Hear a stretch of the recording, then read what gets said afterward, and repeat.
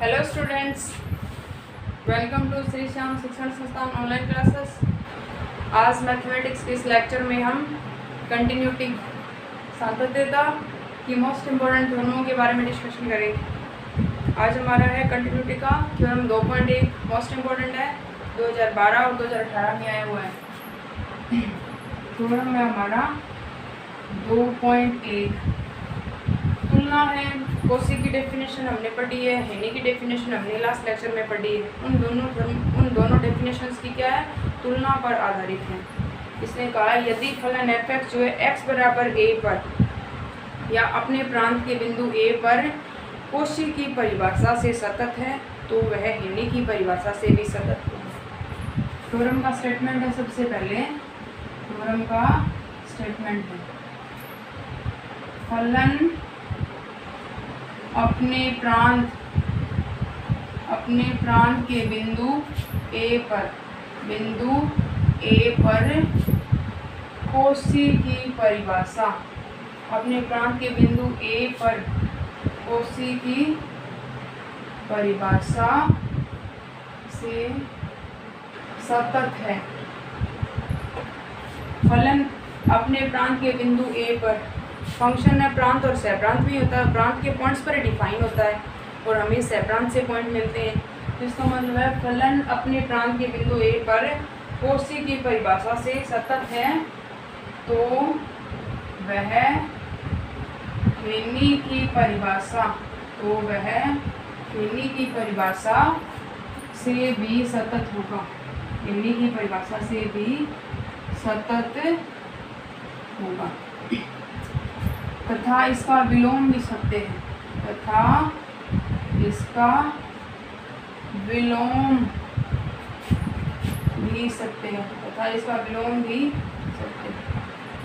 ठीक है स्टूडेंट्स।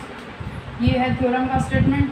प्रूफमेंट देखिए, इसका प्रूफ हमें पता है कोशी की जो डेफिनेशन होती है उसमें किसी अनुक्रम का यूज नहीं होता, परंतु हेनी की कंटिन्यूटी की जो डेफिनेशन है उसमें फलनों का अनुक्रम और कांस्टेंट अनुक्रम दोनों का यूज होता है, क्योंकि फलनों के कांस्टेंट बिंदुओं का जो अनुक्रम है वो एक पर्टिकुलर पॉइंट पे अभिश्रित होता है। तो सबसे पहले कोशी की डेफिनेशन में किसी भी अनुक्रम का यूज नहीं होता, परंतु हेनी की जो डेफिनेशन है उसमें एक अनुक्रम का यूज होता है। तो सबसे पहले हमने मानना कि कोई एक अनुक्रम है जो A पर अभिश्रित है, मानना कांस्टेंट मानों का या अचर मानों का एक अनुक्रम A को अभिश्रित है। सबसे पहले हमने क्या मान लिया, अनुक्रम मान लिया। मानना फलन बिंदु A के कोशी की परिभाषा से सतत है तो हमें सबसे पहले क्या मानना पड़ेगा, इसके लिए एक अनुक्रम मानना पड़ेगा। मानना an कोई अनुक्रम है, पहले क्या ले लिया, ये वाला ले लिया। जो कंडीशन क्या है, नेसेसरी कंडीशन आती है सबसे पहले, तो क्या मान लिया, मानना फलन f के लिए, फलन f के लिए अनुक्रम an A को अभिश्रित है या A की ओर अग्रसर है। an A को अभिश्रित है या A की ओर अग्रसर है। an A को अभिश्रित है, मतलब इस अनुक्रम का जो सारा मान है वो A की ओर अग्रसर होगा। जब n का मान अनंत की ओर अग्रसर है तो an का जो मान है वो A की ओर जाएगा। मतलब n का मान 1 पुट करेंगे, जैसे इसका मान आया हमारे पास, जैसे कोई फलनों का अनुक्रम an है वो 3 की ओर जा रहा है तो 1 पुट किया, इसका मान आया 1/2, 1/3, फिर 1 आगे जैसे चलते बढ़ते जाएंगे, मान बढ़ेंगे तो धीरे धीरे वो 3 की ओर जाएगा, 3 से आगे नहीं बढ़ेगा, वो 3 की ओर अग्रसर होगा।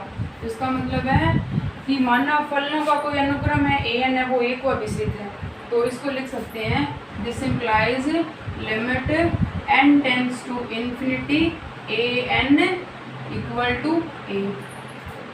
n टेंड्स टू इन्फिनिटी, ठीक है स्टूडेंट्स, कि an का जो मान है वो A की ओर अभिश्रित। तो इस तरह की जो डेफिनेशंस हमारे पास आती है, मतलब n टेंड्स टू इन्फिनिटी है, limit n tends to infinity an equal to A है। तो इसको हम लिख सकते हैं A n minus A less than epsilon less than del, क्योंकि दोनों ही धनात्मक पूर्णांक होते हैं और इतने छोटे होते हैं, एक दूसरे के पूरक होते हैं। एप्सिलॉन की जगह डेल रख सकते हैं, डेल की जगह एप्सिलॉन पुट कर सकते हैं। तो A n minus A less than del when n tends to infinity है। इसका मतलब है कि एन से छोटा कोई धनात्मक पूर्णांक एन नॉट एग्जिस्ट है, तब भी ये कंडीशन है, क्योंकि एन के मान पुट करते जाएंगे तो इसका मतलब एन का मान तो अनंत की ओर अग्रसर है। पहले छोटे धनात्मक पूर्णांक आएंगे, जैसे पहले आया 1 आया 2 आया 3 आया 4 आया, सो ऐसे करते करते वो अनंत की ओर गया है। इसका मतलब एन से छोटा धनात्मक पूर्णांक एन नॉट भी एग्जिस्ट होगा। ठीक है फ्रेंड, इक्वेशन नंबर इसको मान लिया हमने फर्स्ट। अब थ्योरम का स्टेटमेंट जो है वो क्या दे रखा है उस पर आते हैं। फलन है जो अपने प्रांत के बिंदु ए पर कोशी की परिभाषा से सतत है। तो पहले कोशी की डेफिनेशन लिखेंगे, क्योंकि पहले मान लिया, मानना फलन एफ एक्स, मानना y बराबर एफ एक्स, एक्स बराबर ए पर कोशी की परिभाषा से, कोशी की परिभाषा से सतत है, कोशी की परिभाषा से सतत है, सतत है। कोशी की परिभाषा से सतत है तो शो करना है कि वो हेने की परिभाषा से भी सतत होगा। कोशी की परिभाषा से सतत है तो डेफिनेशन हो जाएगी हमारी, कोशी की परिभाषा से सतत है तो डेफिनेशन बन जाएगी limit x tends to a, limit x tends to a f x tends to f of a। या इसको हम लिख सकते हैं एप्सिलॉन डेल डेफिनेशन में, ये वाला और ये वाला, मतलब f x minus F of A less than epsilon when x minus A less than del, equation number 2। ठीक है स्टूडेंट्स, ये वाला मान है। अब हमारे पास फलनों का एक अनुक्रम, मतलब एक अनुक्रम है ए एन इक्वल टू ए, हमने माना फलन एफ के लिए अनुक्रम लिया ही। हमें सिद्ध करना कोशी की डेफिनेशन से कंटिन्यूस है, तो सिद्ध करना कि हेने की परिभाषा से भी ये सतत है। तो समीकरण 2 में पुट कर लेंगे, समीकरण 2 में x equal to A n रखने पर, x equal to A n रखने पर x equal to A n put करेंगे तो यहाँ से हमारे पास आएगा, तो this implies f of A n minus f of A less than epsilon when a n minus A less than del. समीकरण नंबर आ गया हमारे पास 3।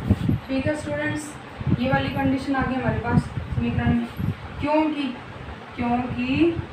फलनों, क्योंकि एक अनुक्रम लिया, क्योंकि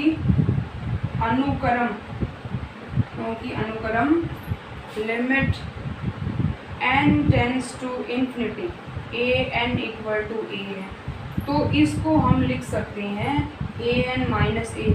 हमें डेल चाहिए, ए एन माइनस ए लेस देन डेल, तो यहाँ पे क्या लिखेंगे ए एन माइनस ए लेस देन डेल लिख सकते हैं। व्हेन, कब n का मान जब अनंत की ओर अग्रसर हो तब n से छोटे धनात्मक पूर्णांक भी एग्जिस्ट होंगे। When n greater than n naught exist है, n naught belongs to natural number. मतलब इससे ये पूरी कंडीशन आई हमारे पास। आइए स्टूडेंट्स, समीकरण नंबर 3 और ये इक्वेशन नंबर 4।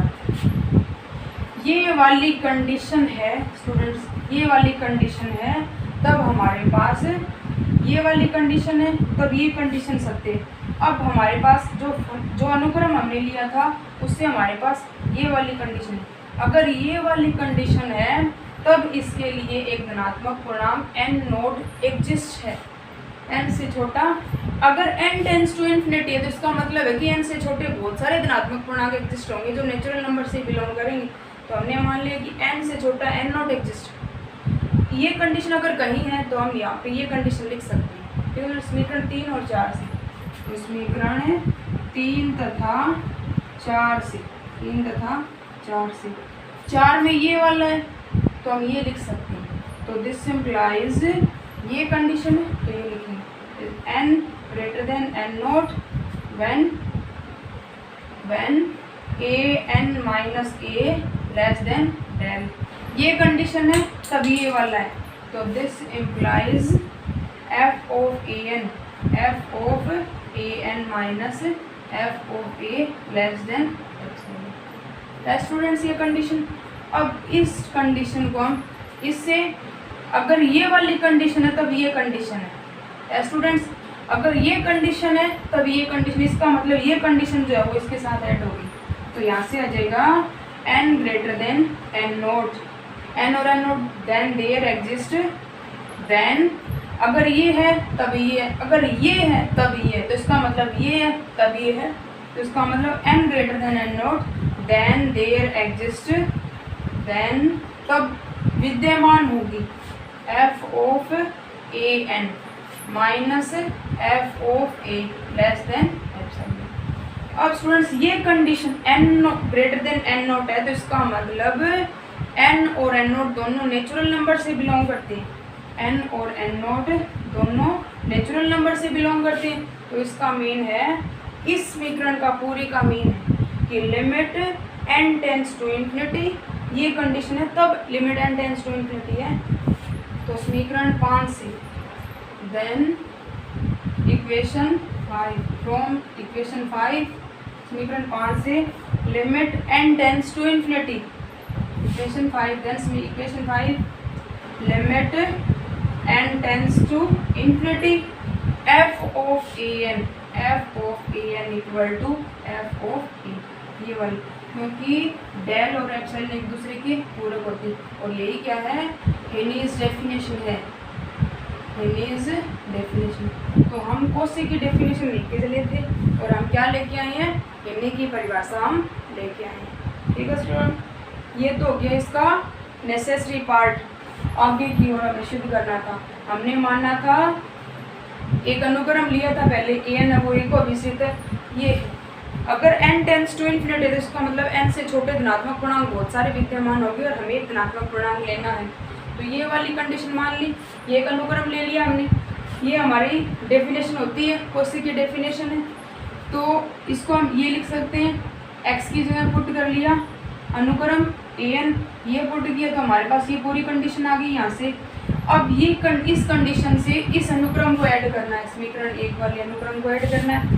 तो यहाँ से ये कंडीशन है, ये लिख सकते हैं लेस देन, अगर ऐसी कोई कंडीशन बनती है तो उसको less than epsilon less than del लिख सकते हैं। तो ये लिखा है इसको when n greater than n naught, n जो है वो n नोट से n से छोटा धनात्मक पूर्णांक n नोट एग्जिस्ट है, तभी limit n tends to infinity होता है। n और n नोट नेचुरल नंबर से बिलोंग करते हैं। अब ये कंडीशन है तब ये है, तो इसका मतलब ये है तब ये है, अगर ये है तो हमारे पास ये कंडीशन है समीकरण 3 से, ये वाली, इसका संबंध इससे है, इसका रिलेशन इससे, तो इसका मतलब इन दोनों का रिलेशन बनेगा, इसका मतलब ये रिलेशन बन गया। और ये रिलेशन बनते हैं हमारे पास हेनी की परिभाषा। अब है इसका विलोम, विलोम सिद्ध करना है स्टूडेंट्स।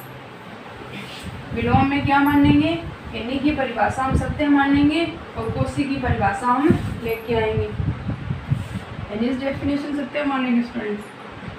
अब इसका विलोम, विलोम में क्या मानेंगे स्टूडेंट्स, मानना एफ एक्स इक्वल टू ए पर हेनी की परिभाषा से, हेनी की परिभाषा से सतत, हेनी की परिभाषा सतत है तो हेनी की डेफिनेशन लिखेंगे, और हेनी की डेफिनेशन होती है लिमिट, अनुक्रम होता है n tends to infinity A n equal to A, ये होता ही है, अनुक्रम है ए की और अगर सर है देन या when, then function limit n tends to infinity f of A n equal to f of A, ये हेनी की परिभाषा। इसको एप्सिलॉन डेल डेफिनेशन के रूप में लिखेंगे, तो यहाँ से आ जाएगा ये वाला मापांक of A n minus A less than del, ठीक है students, less than del when या then F of A n minus F of A less than epsilon. समीकरण नंबर 4 माने थी, 5 माने थी, 6 नंबर आगे हमारे पास ये हेनी की परिभाषा है। ठीक है स्टूडेंट्स, अब क्या करना है, हेनी की डेफिनेशन हमारे पास आ गई, सिद्ध करना है कि ये कॉची की परिभाषा से भी सतत है। हेनी की परिभाषा सतत है, हेनी की परिभाषा से सतत है, तब मानना कि कोशी की परिभाषा से सतत नहीं है। विपरीत कंडीशन मान लेंगे तब मानना कोशी की परिभाषा से सतत नहीं है। कोशी की परिभाषा से सतत नहीं है, तो इसका मतलब है कोशी की डेफिनेशन होती है हमारे पास, कोशी वाली डेफिनेशन होती है limit n tends to infinity. Cauchy की डेफिनेशन से हमने क्या नहीं माना है, सत्य नहीं माना, तो इसका मतलब x माइनस a, ये तो लेस देन डेल ले लिया, एक लेस देन डेल होता है व्हेन और दूसरा लेस देन एप्सिलॉन होता है, इसका मतलब f of x minus f of a greater than epsilon, ये वाला मान लिया। लेस देन होता है, हमने माना है कि कोशी की परिभाषा से सतत नहीं है, तब हमने विपरीत कंडीशन ले ली, ये तो लेस देन एप्सिलॉन डेल ले लिया, इसको मान लिया ग्रेटर देन एप्सिलॉन। ठीक है स्टूडेंट, समीकरण नंबर 7। अब समीकरण 7 में एक अनुक्रम ही है।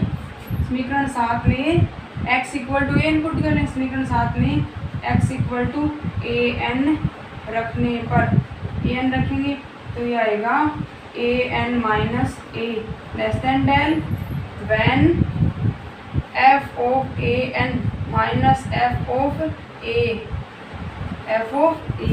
ग्रेटर देन एप्सिलॉन मान लिया। समीकरण नंबर 8। समीकरण 8 जो समीकरण 6 का विरोध करती है कि हेनी की डेफिनेशन क्या है, गलत है, परंतु हमने मानना है कि हेनी की परिभाषा से ये सत्य है, तब हमें कोशी की डेफिनेशन से इसको सत्य सिद्ध करना है। तो समीकरण 8 है, समीकरण 8 समीकरण 6 के विपरीत है या हेनी की परिभाषा को गलत सिद्ध करती है, अतः हमारी संभावना गलत है, अतः विपरीत है, अतः हमारी संभावना गलत है। हमने जो मानना है वो गलत है कि फलन जो है वो कोशी की परिभाषा से भी सतत होगा, अतः हमारी संभावना गलत है। अतः फलन x इक्वल टू a पर कोशी की डेफिनेशन से भी क्या होगा, सतत होगा। तो ये थी मोस्ट इम्पोर्टेंट थ्योरम 2.1। इसमें हमें क्या सिद्ध करना है, इसमें हमें सिद्ध करना है कि अगर दिया गया जो फलन है वो x इक्वल टू a पर कोशी की डेफिनेशन से सत्य है तो वो हेनी की डेफिनेशन से भी सत्य होगा, अगर हेनी की डेफिनेशन से सत्य है तो कोशी की डेफिनेशन से भी सत्य होगा। और सेकंड में हमने हेनी की परिभाषा ली है, इसको एप्सिलॉन डेल डेफिनेशन की फॉर्म में लिख लिया।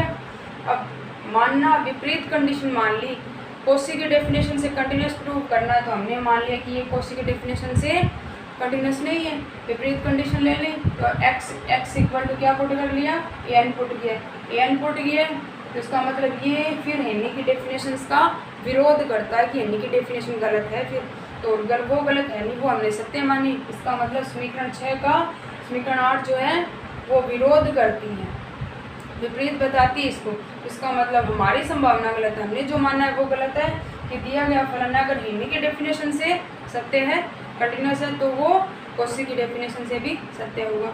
ठीक है स्टूडेंट्स, अब कुछ मोस्ट इम्पोर्टेंट एग्जांपल्स और कुछ क्वेश्चंस हैं जिन पे हम कंटिन्यूस सेकंड लेक्चर है, थर्ड लेक्चर में डिस्कशन करेंगे।